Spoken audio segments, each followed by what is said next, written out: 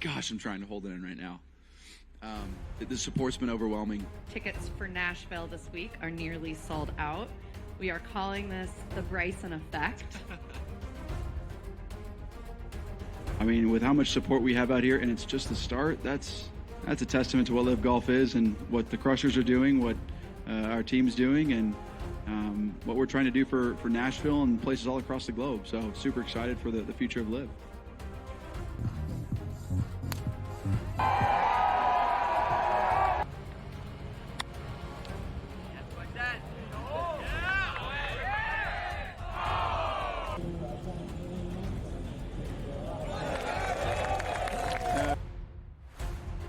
It was nice to at least walk down the last few holes, or at least the last hole, knowing that it was pretty much done. It's never safe, but very proud of everybody, and of course Tiro. I mean, what a week to get his first win in a few years and win by 6 in an absolutely dominant performance the way he did. It was absolutely incredible, so I couldn't be happier for him.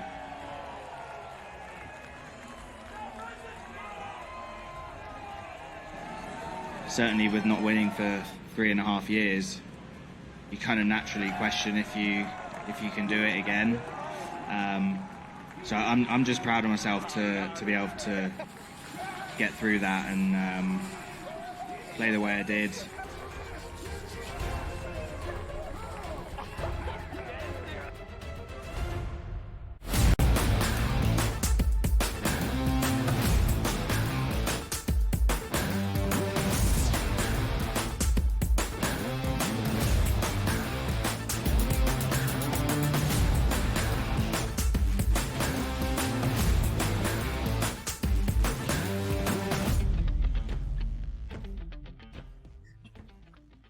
Yes, time to rise and grind on a glorious Friday morning right here on the SportsGrid Network, Sirius XM Channel 159. This is the early line, and today it's Donnie Rightside along with Joe Ranieri, and we got 3 hours at all the hottest topics across the sports landscape. Our job today is to recap what happened last night, transfer that information over today, but also, Joe, get the people set up for a fantastic weekend. Joe Ranieri's here for 3 hours. The question is, will his energy be brought to the occasion? Oh, I'm sorry, you're talking to me? Yeah, absolutely, Donnie. I am ready. I am ready to roll here on a Friday. I wish I had better news about my Yankees or your Phillies today, but unfortunately, things are going from bad to worse. Yes. Yeah, this is going to be an interesting time because I was at the ball yard yesterday down in South Philadelphia, and things didn't work out my favor, which when we go over that game, I'll explain exactly how my night went along. But my goodness, it couldn't have been any worse for the Philadelphia Phillies. The New York Yankees, as Joe said, seem to be slipping. But how about this? With the 55th pick in the NBA draft in the second round, the Los Angeles Lakers select Bronny James as we hit the 7-7, the hottest topics in sports. Bronny James rules day number 2, and the Lakers didn't even have to make a move to take him at 55 overall. A lot of question marks surrounding this pick, but having said that, Bronny James is a Laker. It's what we always thought was going to happen. Donnie, when the news came across, phone is blowing up. I actually had to pull over on the side of the road. I could not believe that the Lakers used a pick on Bronny. I mean, who saw that coming? Absolutely nobody. And you would have thought it was the biggest news of the draft when it did break. And I just don't get it. I don't get it. I don't get Rich Paul calling teams and being like, don't bother drafting them, as if anybody was running to try and draft them. The whole thing is just head scratching to me. And I hope it works out in 5 years from now, but something tells me he won't be in the league in 5 years. You know, the interesting part about this, and we're going to hit this in the next segment here, there's a lot of things that went into it. And also, I want to talk about the betting strategies and angles, which I actually want to wager on this, but I'm sort of kicking myself at the same time. We'll save that for a little teaser. But the NBA, look, we saw the draft go the past 2 nights here. It's probably going to stay over 2 nights. We'll see if that makes any sense in the future, but it is here for now. But also some other business across the landscape. The Kings trade Davion Mitchell and Sasha Vezenkov to the Raptors. I mean, we're trading guys we never heard of and drafting guys we never heard of. So in the NBA, the trade machine never stops here in free agency. Picking up next week here. Yeah. Well, and Vezenkov was a pretty highly touted guy out of Europe that never played and he wanted out of Sacramento. And Devion Mitchell is exactly the kind of player that Toronto was looking for. And, there was somebody in that trade that seemed to be a little surprised because apparently we take selfies and record things when the biggest news of your career drops. And you're like, what do you mean I was traded? Like, what, huh? Kind of upsetting there, Donnie. I'll tell you what's kind of upsetting right now. Moving over to the Diamond, the New York Yankees. If we just rewind just 2 weeks ago, riding the top of the hill, the Yankees are ready to go. Now they're injured. Their pitching staff can't get out of their own way. And the Toronto Blue Jays resurgence is on the backs here of the New York Yankees. You saw Vladimir Guerrero Jr. go yard again yesterday. George Springer woke up out of a coma and hit 2 home runs for the Toronto Blue Jays. The Yankees only played 2. Rodon, 5 innings pitched, 10 hits, 8 earned runs, and 8 Ks here. Oh, no, Yankees. We're starting to slip a little bit here. Yeah, no, third consecutive gas can start by Rodon as well. And they got some issues, this Yankees team.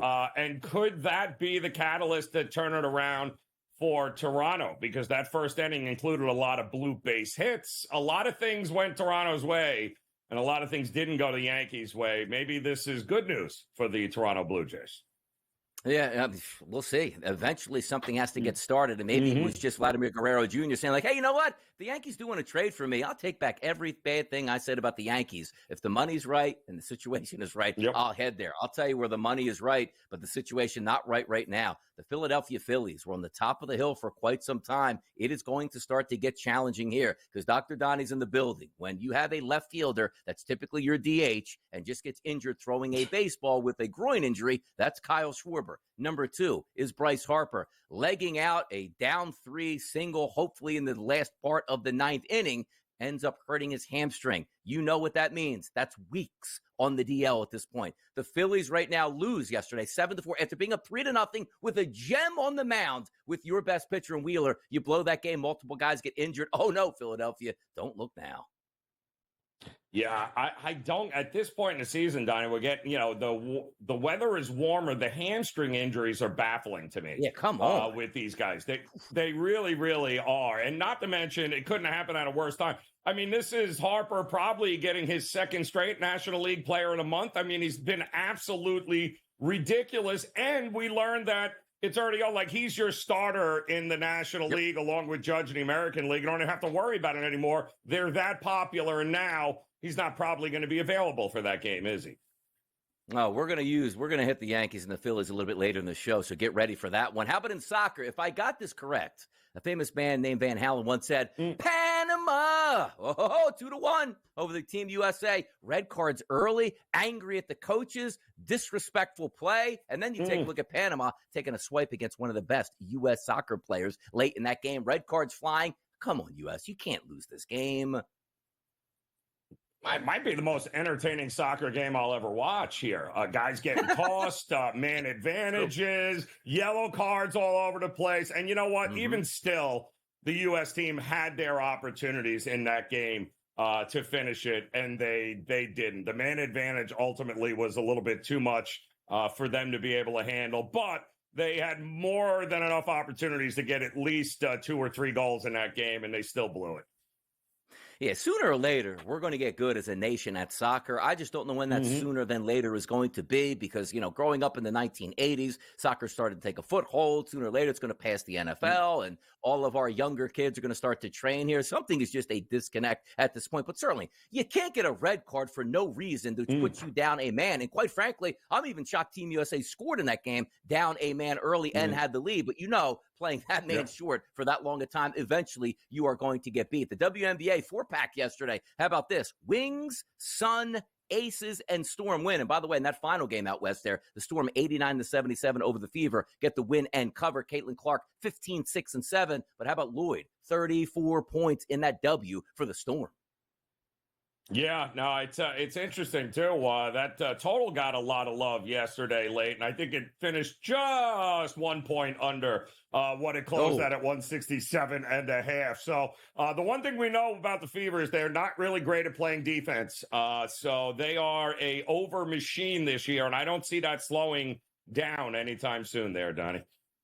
Yeah, maybe the MVP and the easy MVP of the WNBA, Asia Wilson, 31-6 in a victory over the Sky, 95-83. But Angel Reese still had an 18 and an 11 spot here, doing that dirty work down the low post here, Joe. Yeah, no, it was, and the game that I could was head scratching last night at In Game Live as we're watching the Sun down about 6 with about a minute to go, and somehow they managed to tie that and get it to overtime and eventually win. That would have been the Mystics over the Sun, would have been the upset of the century there. How about Avs McKinnon wins the Hart, which means the MVP of the NHL. Now, I didn't get any eyes on this yesterday, but it was at the Sphere. Was it cool, Joe? Did you see any interesting things happening out at the Sphere with the NHL? I actually, Sharapan was in and around because, he's walking the streets on the strip there in Vegas. But it was apparently at the Fontainebleau, I believe. The Sphere is where the draft is here, but apparently he was at the Fontainebleau, and this should be his third one, according to people in and around McKinnon who believe he kind of got screwed in 2 other awards over the last couple of years. NHL's in good shape with superstars here. A great season had by all. And by the way, we're all going to be in July, early next week. And you take a look at when's training camp starting? 2 months away. Does the NHL ever end? We don't end here on this morning show. We got 3 hours to hold you right here with us. We'll be right back to talk some Bronny James.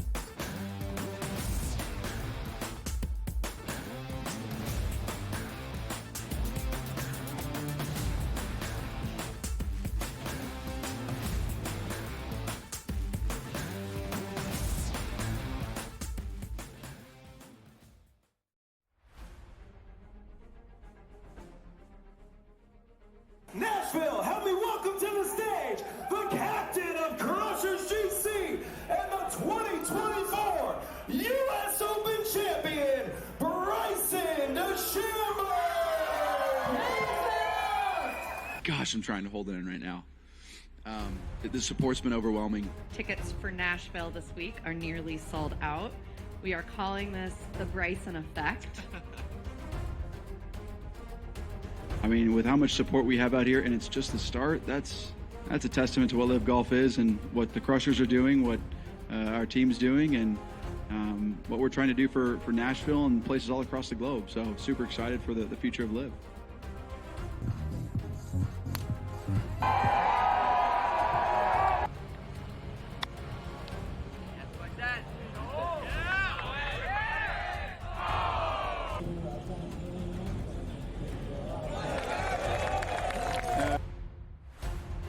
It was nice to at least walk down the last few holes, or at least the last hole, knowing that it was pretty much done. It's never safe, but very proud of everybody, and of course Tiro. I mean, what a week to get his first win in a few years and win by 6 in an absolutely dominant performance the way he did. It was absolutely incredible, so I couldn't be happier for him.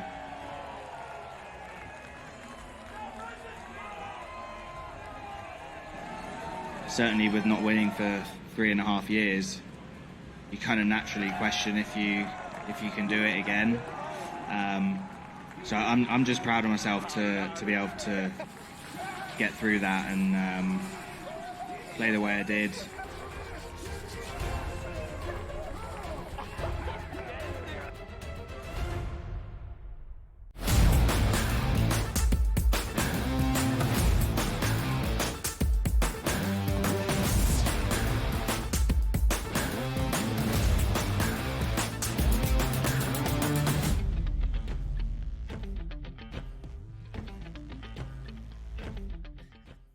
Hour number 1 in full effect right here on the early line. It's a glorious Friday, and next week we are going to be in the month of July, but also time keeps on ticking. The NBA now has turned into the NFL, which means we're going to probably talk about this 365. Free agency coming up next week. The draft just ended. Then we'll start to take a look at the season as how it pertains next year. So good times ahead. So now let's also extend a hand here to the coach. It's James Young. Look, Donnie writes out here, it's Joe Ranieri. We love to talk to the coach when we're talking NBA, particularly with Bronny James. But before we get there, well, you were working a lot over the past couple of days, Coach. How are we feeling today? I'm tired. I mean, I'm not gonna lie. Like it was a lot going through this. Luckily, I made it through. But about 3 cups of coffee later, I'm good. But I think I'm gonna crash about 1 o'clock.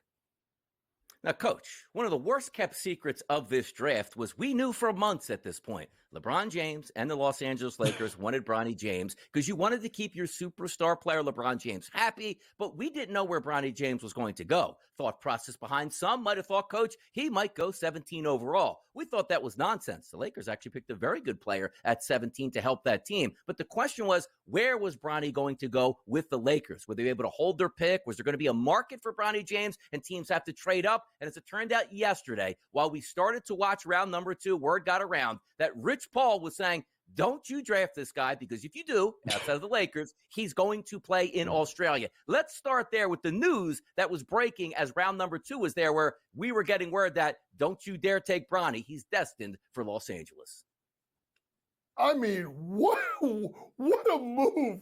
I mean, hey, listen, and part of me was hoping that, honestly, at 54, Boston, just to mess with the whole Lakers Celtics drive, we were like, you know what?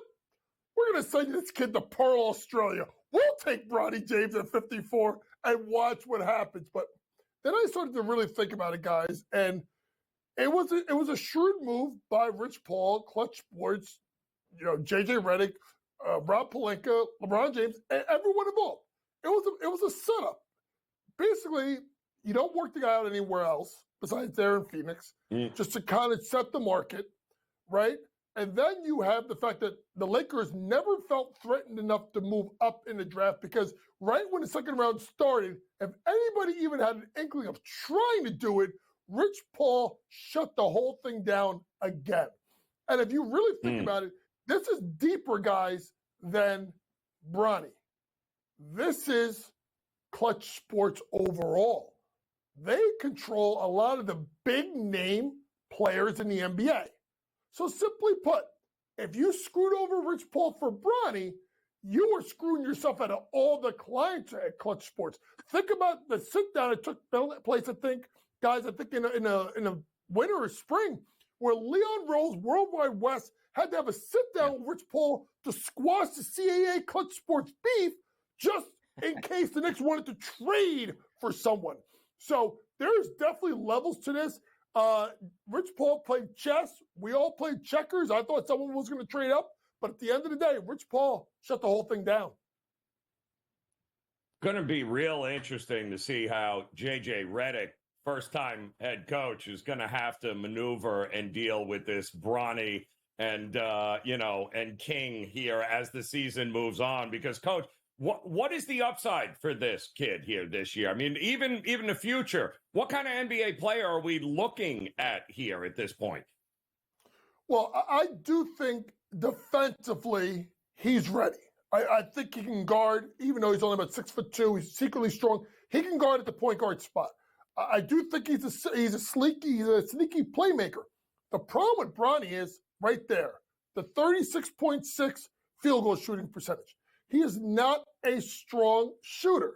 So to me, it's one of the things where let's see if he's better in the pros than college. I know Chris Brinkley, the renowned trainer, obviously dropped the video, I think last night or this morning, showing Bronny knocking down shots in a workout. Guys, I train kids all the time.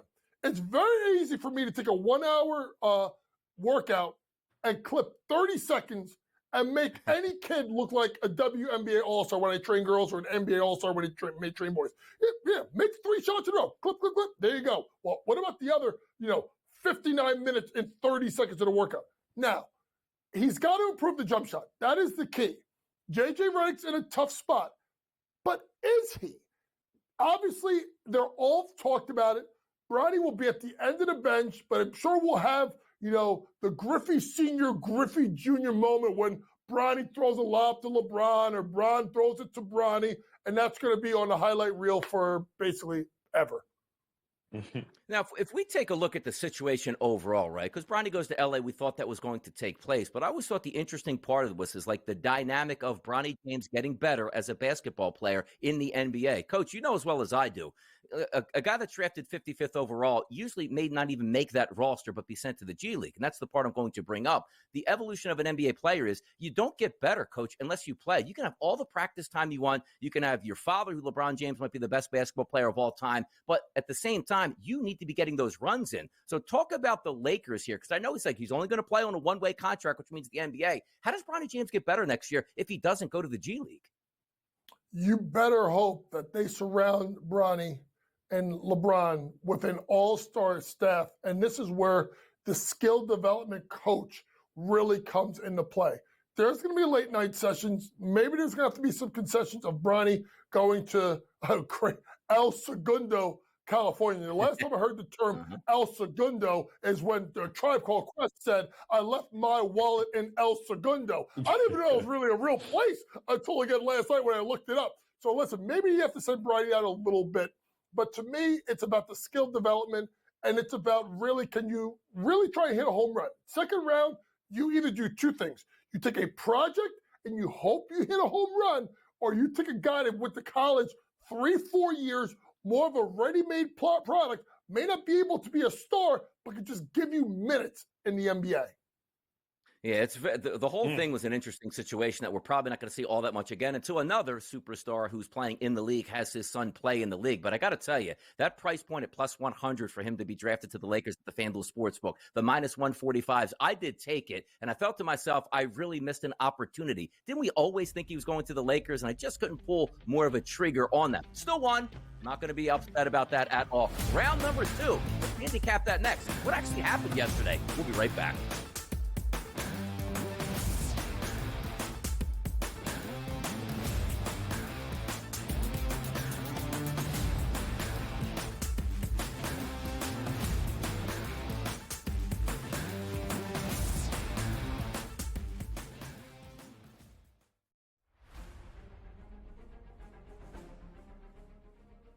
Nashville, help me welcome to the stage the captain of Crushers GC and the 2024 U.S. Open champion, Bryson DeChambeau!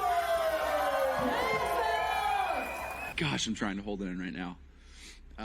The support's been overwhelming. Tickets for Nashville this week are nearly sold out. We are calling this the Bryson effect.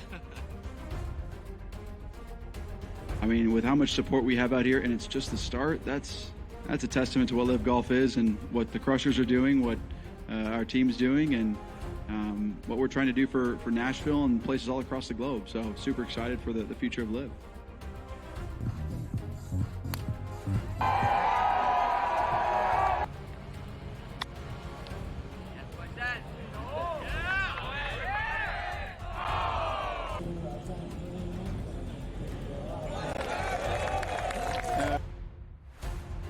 It was nice to at least walk down the last few holes, or at least the last hole, knowing that it was pretty much done. It's never safe, but very proud of everybody, and of course Tiro. I mean, what a week to get his first win in a few years and win by 6 in an absolutely dominant performance the way he did. It was absolutely incredible, so I couldn't be happier for him.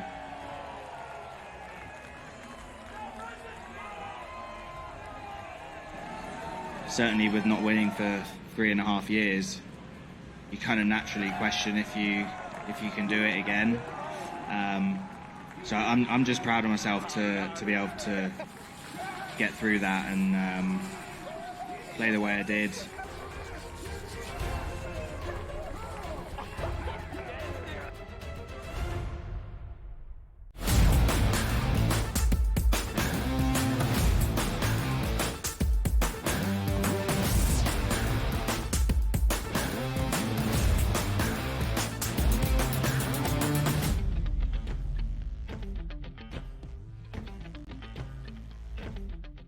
NBA day number 2, that second round moved along. And yes, we were talking Bronny James. Where was he going to go? But it seemed like an absolute foregone conclusion that he was going to be a Los Angeles Laker. So obviously we'll have some more conversation on this. Donnie right side, Joe Ranieri, and the coach, James Young, right here in the middle. But let me ask you this question, because again, we love to handicap things. And it just seems like, Coach, it was so easy for him to go to the Lakers. Now, the bets across the board at FanDuel were if he gets drafted to the Lakers. And sometimes us handicappers going, what's that worst case scenario that just might happen? Answer me this, Coach, because during round number 2, the Lakers had the 55th overall pick. We figured Bronny James was going there, but it was so strong that Bronny was to the Lakers. I thought, could the Lakers actually pick at 55 and not take Bronny James and then just get him as an unrestricted, undrafted free agent at that point? Did that ever cross your mind, Coach, that Bronny might not get drafted but still wind up with the Lakers?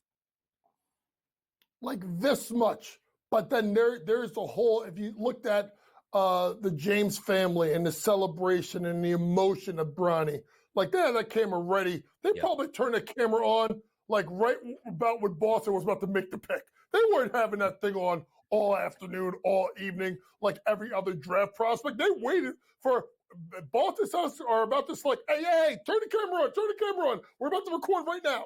That's basically what they did. So at the end of the day, it was something about him being drafted. Could the Lakers have waited as undrafted free agent and done it? Absolutely. But at the end of the day, they wanted to have the ceremony for Bronny that he gets drafted. I wonder now, like, how old is Bryce James? Like, could LeBron stay around for like 4 or 5 more years to do this again in like 2029? I don't know. Yeah, well, he might own the Lakers by that point. Oh, he's 17. 2026. Yeah. Oh, here we go. Yeah, exactly. Yes, anything is possible with LeBron James in LA. The second round started. There was a lot of talk about Filipowski still being on the board. Toronto's on the clock, and they don't go Filipowski. They go Mogbo there out of San Fran to Toronto here. What stood out to you here about Filipowski falling to Utah, essentially? I'm not getting into the whole Mormon older girlfriend TMZ. That is above my pay grade. But when you look at Flip, there are things about Flip that are a little bit concerning, right? At 6'11", he's not. I don't think he is tough enough to bang and be a 5. Is he athletic enough to guard 4s? How do you play him in coverage? But then you look at it and you're like, he went to Utah, and minus the Mormon thing aside, he's Kelly Olynyk. Like, he's literally Kelly Olynyk. And Kelly Olynyk just got traded last year from Utah to Toronto. So they got a guy that is a cerebral player, pretty decent in the low post, willing passer, can shoot it a little bit. So to me, Flip at that point for Utah, I mean, I thought maybe a team that would be more of a contender that needs a backup big would go for Flip. But at the end of the day, he's sitting there at the top of round 2, and you're Utah, you got to take him. If we were looking at that second round as a whole, and I guess Bronny James is always going to get much of the gusto here when we're talking about it, but were there a couple picks that you looked at that said, you know what, I really like this pick for a certain franchise? I love Tyler Kolek to the Knicks. I do too. Tyler Kolek is just, he wins. He wins. And please don't make people think that he's going to be him. Kind of reminds me of Brunson a little bit, like coming out of Nova. Like, oh, we don't know if he's good enough. We don't know if he's quick enough. But he wins. He plays hard. He battles for every possession. He is a perfect guy to fit into that locker room. And I think that is huge. I thought the Knicks had a great draft if the guy wasn't French. Like, if the guy was French, I'm like, wait, what? But if you look at getting Kolek, right, and you look at a guy like McCullough, who the Knicks had liked, who's that Tom Thibodeau kind of Josh Hart light kind of player, defends, rebounds for his size, runs the floor, tough. And then Porty, the kid out of Germany, had 6'11", strong rebounder, good passer. You close your eyes and like, that sounds a lot like Isaiah Hartenstein right there, if you think about it. So the Knicks had a great job in the second round. I think Johnny Furphy, where he went, was fantastic. I like Pell Larson, and at the end of the day, I'm going to say it. Whatever the Miami Heat do always seems to work. So when they took Larson, I'm like, of course. Watch this guy be an all-star in 3 years. You're right about that. And also, sometimes the NBA just working overtime here. And by the way, I think we're here to stay. Round number 1 used to be condensed to round number 1 and round number 2 on day number 1 or day number 1. Now we have a day number 2. I think that's going to be here to stay. If we could make it through this draft with this type of talent for 2 days, Good luck in the future. It should be a good time all the way around. Let's talk about some of those rookies and where they wind up next year and how they perform right here on the early line.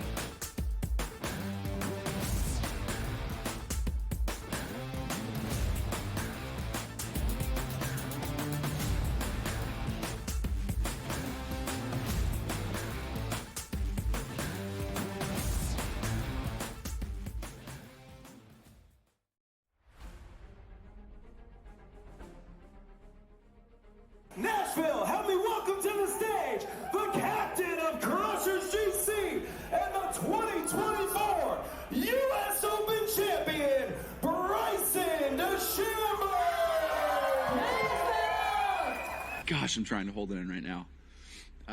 The support's been overwhelming. Tickets for Nashville this week are nearly sold out.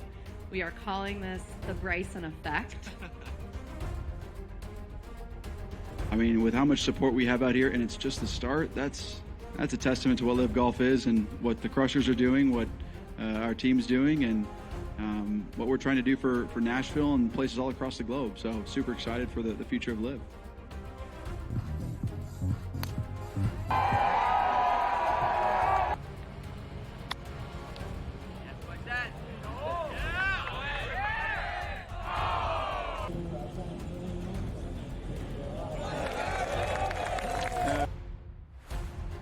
It was nice to at least walk down the last few holes, or at least the last hole, knowing that it was pretty much done. It's never safe, but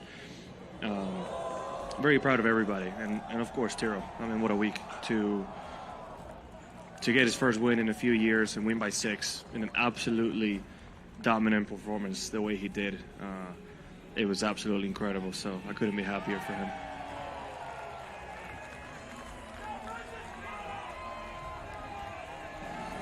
Certainly with not winning for 3.5 years, you kind of naturally question if you can do it again. So I'm just proud of myself to be able to get through that and play the way I did.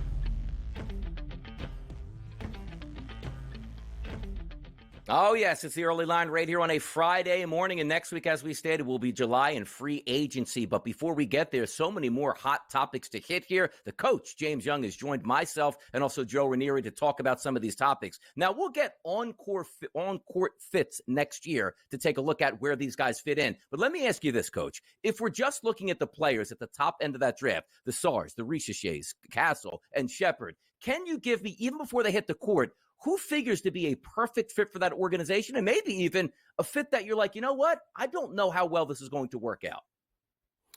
I absolutely love Stefan Castle going to San Antonio. Here's a guy at a point of attack that is strong offensively off the bounce. I think he's a sneaky good playmaker.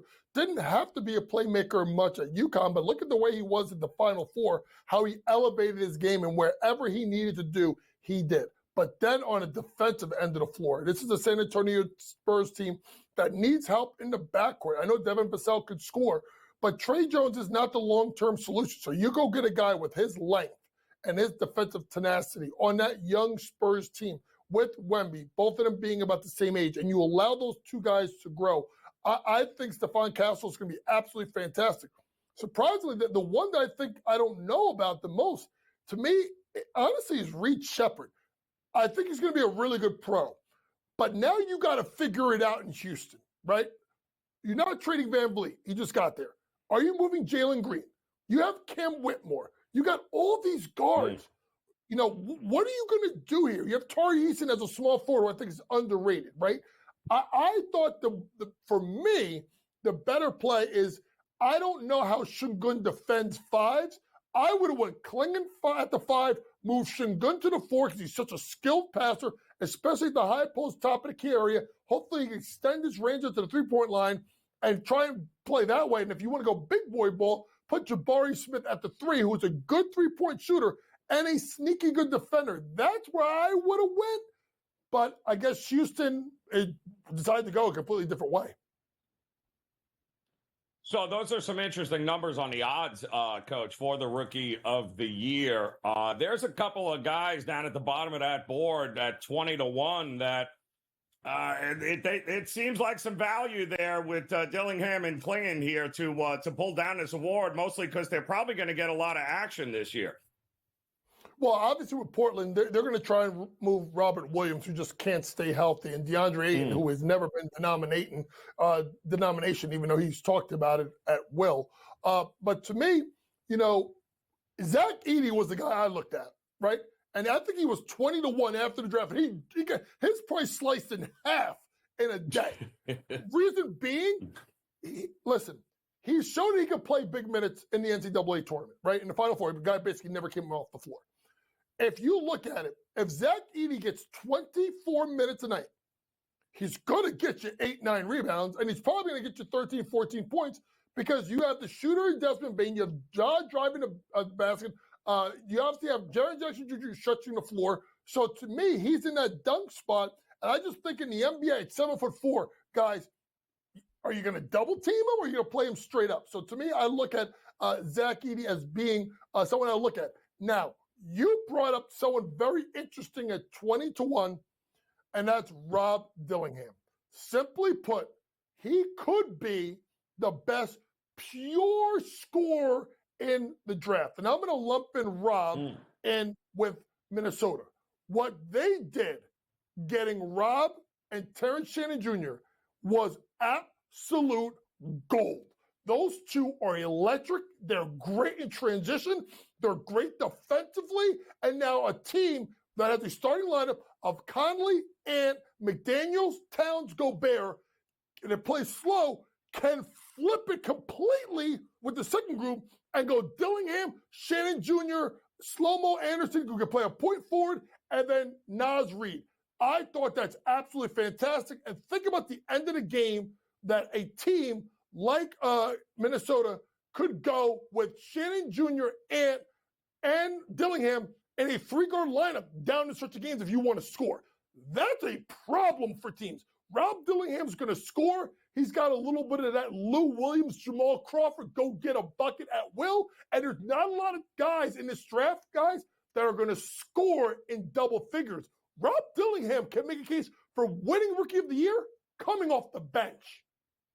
Yeah, it's actually a great handicapping market because so many times you see that clear-cut number one pick that you expect to be the Rookie of the Year, a la a Victor Wembanyama. We don't have that this year. It's actually 10 guys at the FanDuel Sportsbook right now at 20-1 or less to win Rookie of the Year. So if you are handicapping this market appropriately, you can make some pretty good money because the favorite is not minus 140. The favorite is a 5-1 price on SAR. We'll see how that plays out. But the WNBA last night, Coach, was absolutely popping. 4 games on the card, and the Aces look like they're turning their season around. 9-6 after a victory over the Sky, 95-83 on the road. Asia Wilson, 31-6, but also still a good night by Angel Reese in the double-doubles market. She continues to be successful there, but the Aces look like they're getting it together, Coach.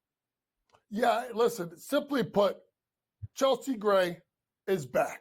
The point guard is back. And you're going to be, well, Coach, she only gave you 8 points, 6 rebounds, 5 assists. No. Everybody's in their spot now, right? Chelsea Gray is the point guard. Jackie Young moves to the 2 where she could be really effective in scoring, got 22 last night. Kelsey Plum becomes that shooter at the 3. And obviously you have Asia Wilson at the 4. She gives you 31-6. They are as close to whole again as possible. I was honestly shocked that Reese got the double-double because I thought that they were going to keep her off the boards, but she got off to a great start. I think she got 4 or 5 rebounds in the first quarter, kind of carried the way. But still, a good performance by a Chicago Sky team being in that game. Guys, these teams, the Fever, the Sky, they're starting to play a little bit better as their young players are getting acclimated to the league. Suns almost blew it last night, Coach. Hard to believe the Mystics didn't actually get it done, but it went to overtime, and then they ended up squeaking by. But once again, the Sun is proven, hey, they are going to be in the conversation when it's all said and done, Coach. Are they not? That was impressive on the road not to get caught by the Mystics. Well, they were getting blown out early, down by 11 points in the first quarter. I took the team total under, 71.5 for the Mystics. That thing was dead and gone by the end of the first quarter. I don't even have to look at it anymore. But the Suns showed that they can win a game a different way, which is with their offense. I will say this. If you look closely at their record, Joe, it is very much inflated. Look at their record. I know. 14-3. There are 3 losses, right? At Seattle, top-notch team. Home, New York, top-notch team. At Vegas, top-notch team. Go look at the rest of the schedule. Even I know they beat the Minnesota Lynx, but that was at home. So to me, look at that a little bit carefully with Connecticut Sun. I don't think they're on the level of New York. I don't think they're on the level of Las Vegas. And you question the way they're playing, even though they lost last night, are they on the level of the Minnesota Lynx, who had a little bit of a hangover after winning the Commissioner's Cup at the Barclays? Fever Storm last night. You take a look at that final, 89-77. Caitlin Clark had 15, 6, and 7. But how about this? A double-digit lead at the half by the Storm, fueled by Jewel Lloyd's 34 points in that game. 2 things. I liked what I saw from the Storm last night, but also, what are we thinking about the Fever now, stumbling a little bit? Well, this is the hard part of their road trip, right? They won their first game right at the Mystics. They lost Chicago, and then obviously they lose last night. This is going to be a little bit of a problem coming up the stretch here until they get back home, because now they got to go to Phoenix tomorrow. That's probably a loss. Then they got to go to Vegas. That's definitely a loss. Then they got to come home for New York. That's a loss. So a team that played better, as now his schedule's gotten harder, this could be a sort of a losing streak for the Indiana Fever. Here we go. 4 games last night on that card, entertaining all the way throughout. But now we put the NBA, guess you could say regular season, in the books, because now we turn it over to free agency next week, which the coach, James Young, is going to be on this network and breaking it all down for the people. Take a fade away for the public here into the break, because we got Major League Baseball to talk about next. How about that?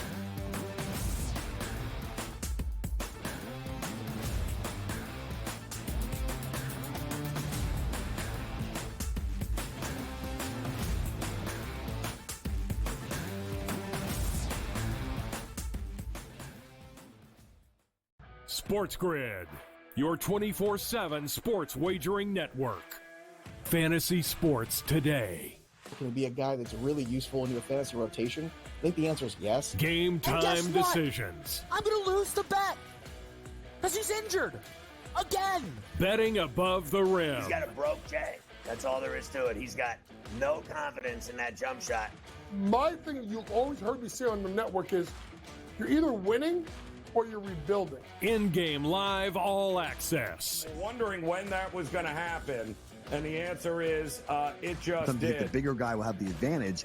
Well, if the little guy can move, Joe, it's hard to hit the little guy sometimes when you're a big boy, right? In-game live, prime time. 40-1, I'm going to take a little flyer on Justin Rose. In-game live, overtime. As you sit here and listen, watch right now, you may want to consider placing that bet. It's smarter to be on SportsGrid.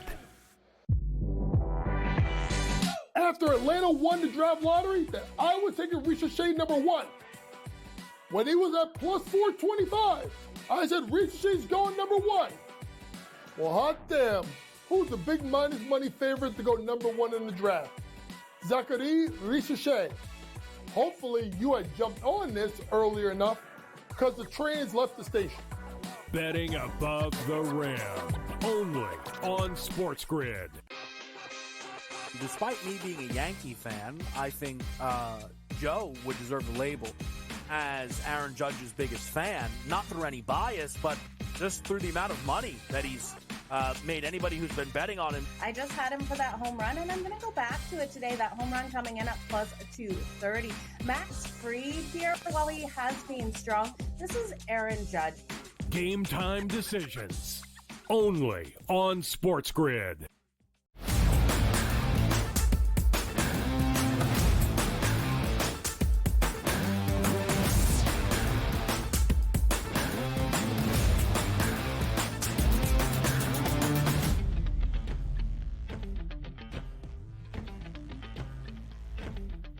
Awesome stuff there, talking to the coach about the NBA and the WNBA and where we go from here. And it never stops because free agency is kicking up next week. I'm sure we'll get a lot of those reports over the weekend. Who's going where, who's opting in, who's opting out, something to keep an eye on. But as a Phillies fan I am, and some Yankee fans that are probably here with us and watching, this is probably going to be one of the tougher segments over the next two to talk about, because there's some things about, hey, we're having a fun season, this summer is going to be awesome, and then it turns into, I don't know if that's going to be the case. Let's start here. The New York Yankees, boy, they were just cruising along for months on end. The starting pitching staff that we looked at to come into, or should I say come out of spring training into the season, I don't know what we're going to get. Look, maybe the best staff in Major League Baseball if you include the bullpen. The hitting was unbelievable. Juan Soto was tremendous. Aaron Judge, both of these guys could win the MVP in the AL. Stanton was having a solid season, and this 1 through 9 looked really good. The sky was the limit. And I came on this show, Joe, routinely and said to the people, you know what? Far and away from me, the Yankees are the best team in the American League.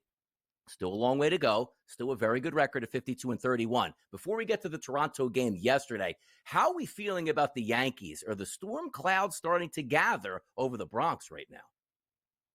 Well, I mean, the question is at 52-31, Donnie, if we cut the season in half, and right, we're almost at the halfway point. Have they done what they accomplished to do? I mean, they're right up at the top there with Baltimore in the American League East, and one of the best teams in the American League record-wise.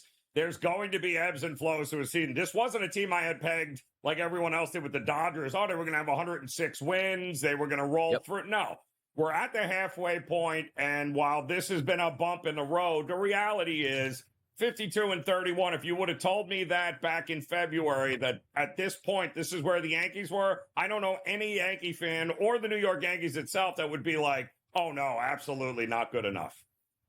I see, and I know exactly where you're coming from, and it's the right stance technically to have, where you just say, you can't just take the short term here. Take the full picture, because you are what your record says you are. Would you be like to play much better on the diamond right now? Absolutely you would. But the question marks are going to arise. Is Garrett Cole going to revert back to that Cy Young award-winning pitcher that we've seen over the past couple years, or is he going to have more struggles here with his shoulder as he comes back into Major League Baseball? Carlos Rodon was having a fine season, got blown up yesterday, 5 innings pitched, 10 hits, and 8 earned runs here. But also, let's take a look at the game itself, right? Toronto, a nice victory. Still 37-43, underwhelming on the season. Way too much talent on that baseball team to be under 500. But also you see, maybe they can get back into the race. And I'm not talking about winning the AL East at all, but into that wild card race. They had a good day yesterday, beating the Yankees. Now they sit at 37-43. I talk about this so many times with the Houston Astros. Like, I gave up on them. And then you look at them now like, hey, look, 500, and here we go. We might actually be a playoff team now. What are our feelings about the Toronto Blue Jays after that victory yesterday against the Yanks 9-2? Yeah, I mean, congratulations. You won a game. But the reality is this team is very much in the discussion to fire sale it. And that could very well happen. There's just not. Who else are you going to fire here, Toronto? You've been pointing fingers at everybody else. I mean, now it is just time to make the decision. Hey, listen, this is not what we thought it was going to be. And yes, Springer got a couple of home runs last night, but prior to that, dude's hitting 190. He's batting 6th in your lineup. And it's not working across the board. The bullpen is horrific. I would not be shocked if Toronto is an absolute fire sale here over the next month, Donnie, and they start the rebuild ASAP. And you know what? Also, it's a good point you bring up, too, because sometimes you just have to see what the players are talking about, which means they're getting information from their agent, who's probably talking to multiple front offices, including their own. Like the stance change, because most people, and smartly so when you're in a city, they ask you a question, Joe. Hey, man, do you like it in Toronto? No better place to be. I don't want to go anywhere here. That's what we saw for a lot of Vladdy Jr.'s career. Now we're starting to hear where it goes just out of nowhere. Hey, by the way, those things that I said about the Yankees, I really didn't mean that. Like, it's a business. I understand. If they want to trade me somewhere, including the Yankees, you know, I'll go there and play baseball. So some of those things, you're right. We might be on the verge of a fire sale, but also we know how general managers are. Hey, no, I don't want to trade anybody. We just went 5-1 in our last 6 games. We can really do this thing. Don't take that fool's gold into the equation. Take that big picture look, and we'll see if that works out. Big picture look for the Baltimore Orioles, I think they'll be just fine. 51-30 on the season. They broke the bats out yesterday, and I thought they would. 11 runs on 14 hits, battering around John Gray, who gave up 5 innings, 9 hits, and 8 earned runs. That's a feel-good win. Burns was on the mound. Your ace. You dominated the plate. Let's just see where the Orioles go from here.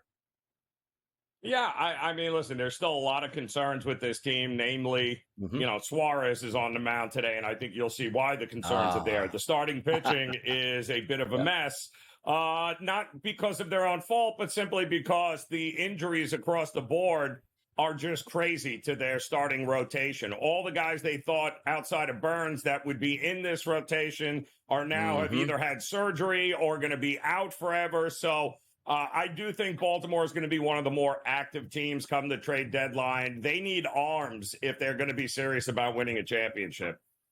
Let me ask you a question about the Rangers, too, because that whole AL West is baffling to me from start to finish. You have the World Series champions here, the Texas Rangers. They're 37-44, much like we just talked about the Toronto Blue Jays. So I know we're around that halfway point, right? I think it's played a little bit more than the halfway point, but usually we take a look at that All-Star break as the true one. Okay, decompress, take a look at your team going into the trade deadline. What do we have? What do we make of the Rangers? Like, are they just dead in the water? Are we waiting for them to wake up, or are they what they are at 37-44?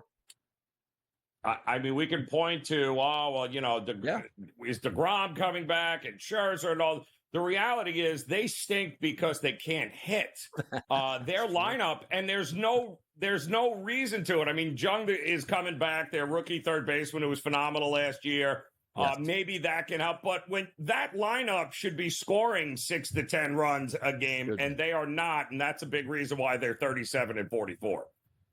Yeah, take a look at those standings out there in the West real quick. Like the Rangers are 8 games back. The Astros only 4.5. Why? Because the Seattle Mariners, who finally, got back on that win streak here. When I say win streak, they won 1 game. They're 4-6 in their last 10. Yep. There's a lot of areas to improve, and you're right about that. You look at that Rangers roster because they're trying to get some of those aging starting pitchers back to make a difference. The Max Scherzers, the Jacob deGroms, if he's going to appear, and that could have a shot in the arm. But I look at that roster 1 through 9 and say, this is not an under 500 roster. They're just not performing up to their capabilities. And as I said with the Houston Astros, I've sort of put a fork in them, but now we find ourselves at 40-40 with the Astros, winners of 7 games in a row. It's a long season. You can turn it around, and we are going to talk much more baseball next, right here on the Early Line.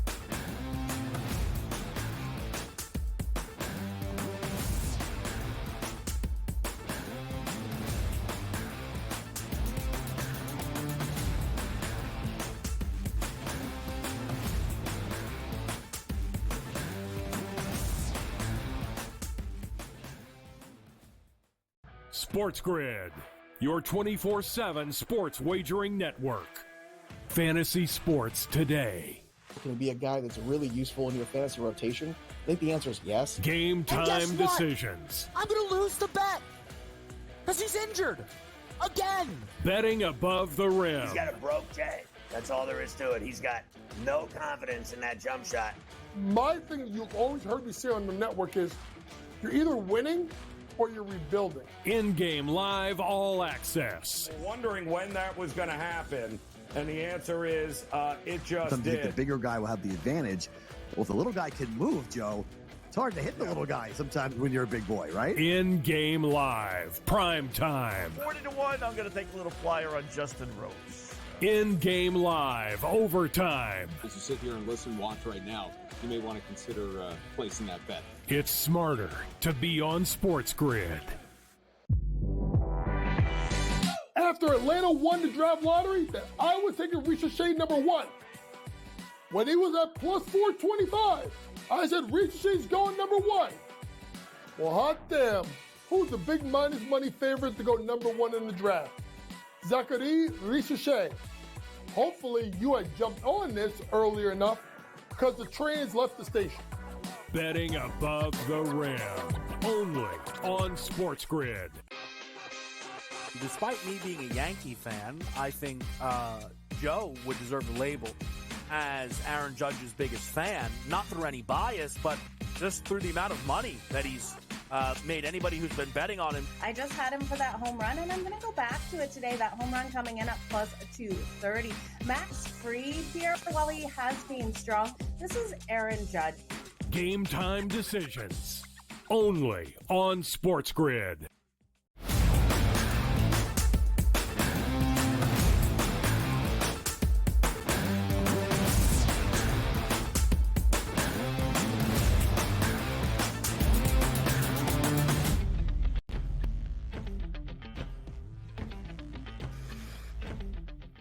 Members of the Right Side family were in the ball yard yesterday at Citizens Bank Park down in South Philadelphia to watch a team that was favored, Joe Ranieri, at a minus 300 price or higher, depending where you were shopping at yesterday. Should have been an easy victory. Zach Wheeler was on the mound. Zach Wheeler was really good through 7 innings of that game. But as you see that final score in the graphic that's going to appear, it's 7-4 Marlins. It might as well have been 117-4 the Marlins, the way I felt driving home. Now, let me preface this, Joe, because I don't know if it's me, and maybe it's just me.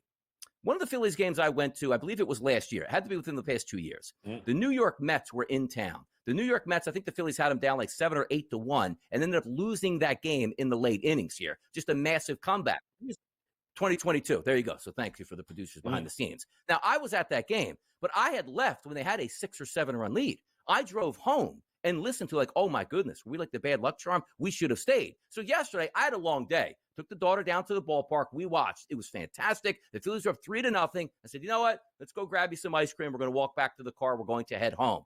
By the time I got to the car, it was 4-3 Marlins. Like the minute I left the ballpark here, they started to lose. And as I drove home and listened and got home, they started to get injured. Schwarber goes down with a groin injury. Bryce Harper on the final out of the game looks like he got hit by a sniper from the upper deck in his leg. He's probably out weeks, if not months right now. So I just wanted to vent right now. Joe Ranieri, is it me? Is it me?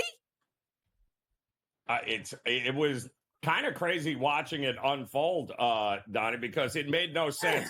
You kind of had the feeling, though, when they kept Miami in the game. 3-0 was not great. You had a lot of people that laid the run line last night with Philadelphia as a $3 favorite. You said a lot of guys had tickets on minus 1.5 runs, and you go, and I wish they would have a few more runs on the board. And then, of course, the 7th inning came, Donnie, and this was all a catalyst by the bullpen of Philadelphia once again not being able to get it done.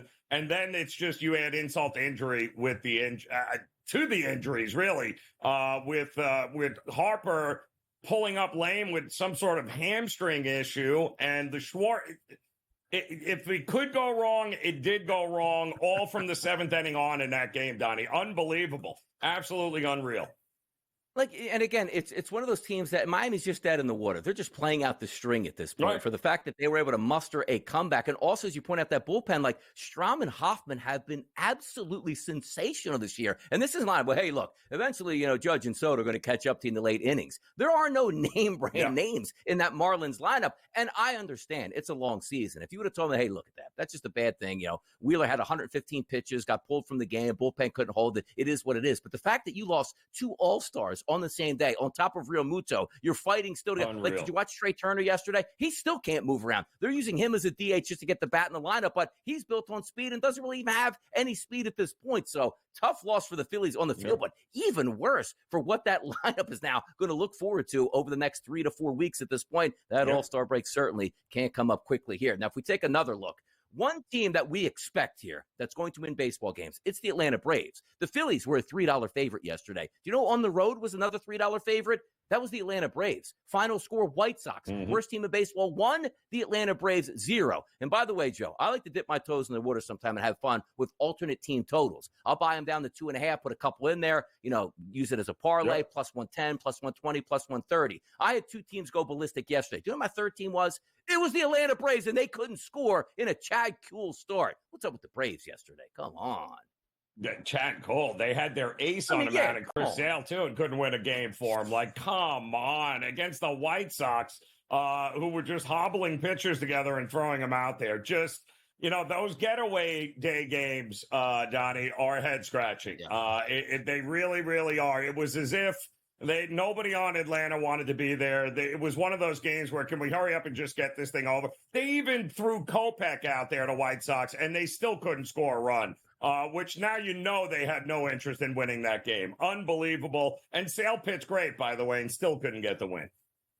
Hey, I put my notifications on like I'm kind of quirky. Like I'll have my phone with me, but I'll set it so it buzzes my watch when something happens. And typically in some of those games, well, if it's a home run, an RBI prop, it cashes, you get it, sent to your wristwatch. Like, okay, great. I had to hit my watch like 14 times. Like, you can't tell me Atlanta is not scoring. There's got to be an error on this update here. And then I said, I just needed 3 runs in that alt team total yesterday. Just 3 here. They didn't score at all. The other 2 games both had double-digit runs scoring. But when I saw that Ozuna fly out the wall with 2 runners on and 2 outs, I believe it was in the 7th inning. Heartbreak here. But as always, we'll bounce back at that point. And so will Atlanta. Atlanta did waste an unbelievable performance once again.